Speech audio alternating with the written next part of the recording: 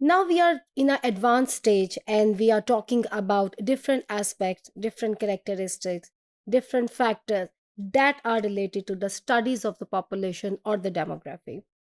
One of the very significant facts to further understand the dynamics of population is to see the geographical distribution of the population. That is very important to see how in a certain manner, how in certain ways, and how the particular number of population, the certain number of population, they are distributed in which country, in which area of the world. कि किस जगह पे लोग आपको ज़्यादा मिलेंगे, distribution कैसे है, किस जगह पे लोग जो आपको कम मिलेंगे. These are all the things that are pretty much in the mind of the demographer, that are pretty much in the mind of the population planners, specifically now, because the all further plannings and population studies के जो changing dynamics हैं, जैसे for example 1970-80 में जब आबादियाँ बहुत तेज़ी के साथ बढ़ी और उसके बाद मज़ीद बढ़ती चली गई, 1 अरब से 2 अरब और 2 अरब से 3 अरब, 1 अरब का जो एक फिगर होता था, वो इस तेज़ी के साथ दुनिया ने अबूर होते देखा, उस वक़्त तक शायद डिक्लाइन इन द पॉपुलेशन का कॉन्सेप्ट हमारे सामने नहीं था, या ऐसी कंट्रीज़ अब पे बहुत ज़्यादा तवज्जो नहीं दी गई, या ऐसे हमारे उन पे तवज्जो मरकूज़ रही नहीं, जहाँ पे अब डिक्लाइन भी है जो पॉपुलेशन में नज़र आ रहा है. हाउएवर प्रीवियस लेक्चर्स में हमने बात की कि दुनिया के तकरीबन 40 से 50% ऐसे मुल्क भी हैं जो कि डिक्लाइन इन द पॉपुलेशन, जहाँ पे पॉपुलेशन में कमी हो रही है. हाउएवर क्योंकि हमने अमूमी तौर पर देखना है, जिन जगहों पे पॉपुलेशन बढ़ी है वो इस तेज़ी के साथ बढ़ी है कि अगर एक जगह पे डिक्लाइन भी हो रही है, तो overall planet earth is going to see the rise in the population.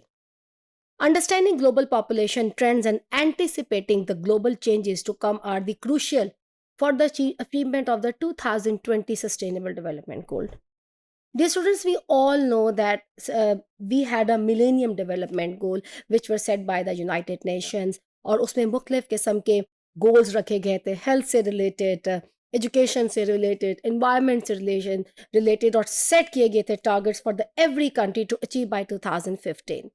Definitely अब क्योंकि पॉपुलेशन ट्रेंड्स इतने तेज़ी के साथ बढ़े हैं, तो जो 2015 के बाद सस्टेनेबल, जिसको एसडीजी कहा जाता है, सस्टेनेबल डेवलपमेंट गोल्स के एजेंडा के अंदर भी पॉपुलेशन से रेलेवेंट बहुत से ऐसे क्रूशियल फैक्टर्स हैं जिनको मद्देनज़र रखा गया है. इनमें एक आपकी जोग्राफिकल डिस्ट्रीब्यूशन ऑफ पॉपुलेशन भी मौजूद है. द 2030 का जो एजेंडा है, ये एम्फसाइज करता है कि people of not any particular country but people of the world, they are the center of the sustainable development, echoing the ideal set forth in the program of the action of the international conference that held in the 1994. Population पे जो different conferences हुई, जो वहाँ पे एक बात कही गई थी, उसी की अब 1994 में ख़ास तौर की बड़ी इंपॉर्टेंट कॉन्फ्रेंस हुई थी और दुनिया की तवज्जो मबसूल हुई थी पॉपुलेशन रिलेटेड इश्यूज़ के ऊपर, जो कि कायरो के अंदर हुई थी. उसी को आगे करते हुए 2030 के वहाँ पे जो बात की गई थी, वही एजेंडा अभी भी हमारे जो है 2030 का जो आपका एक सस्टेनेबल डेवलपमेंट गोल के एजेंडास है, उसके ऊपर वो चीज़ें शामिल हैं, उसी की फर्दर एक्सटेंशन है. क्योंकि दुनिया बहुत से टारगेट्स अचीव नहीं कर सकी, बल्कि हम चाहे 1994 में एनवायरमेंटल इश्यूज़ पे भी बात की थी जो पॉपुलेशन के साथ आएंगे, आज की दुनिया 1994 से भी ज़्यादा के एनवायरमेंटल जो है मसाइल जो है देख रही है, which are definitely and directly linked with the rise in the population. अब देखें, ये हमें पता है कि जैसे जैसे मेडिकल फैसिलिटीज़ एडवांस होती गई, better living conditions, increase of the agriculture productivity, increase in the industrial sector, the world has grown and the world is further expected to grow despite of whatever the decline which I have mentioned in the few countries, but the overall expectation is that the world is going to grow. Mortality rates जो हैं, they are decreasing, ठीक है, वो कम हो रही हैं, and we have already discussed about it. The reasons are the scientific technologies and the reason are the other advancement. और जो लोगों की एक मीडियन एज है, मीडियन एक average age of the world है, population median age of the world population increase भी हुई है over the last few years, from 24 in 1995 to 30.9 years is 2020. So there is a improvement in human life, median age and everything. Mortality से है वो भी कम हुई है.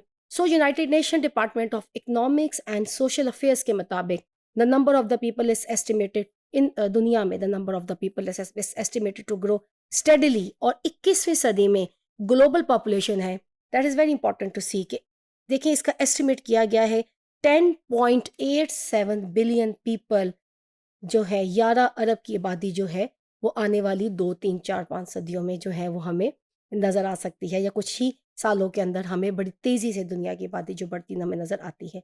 The countries with the highest population growth 1997 were in the African countries. पिछले अगर 2 3 साल की अगर हम बात करें कि वो कौन से कंट्रीज हैं जो कि रिस्पॉन्सिबल हुई हैं increase in the overall population of the world, तो उसमें African countries they have taken a lead in that.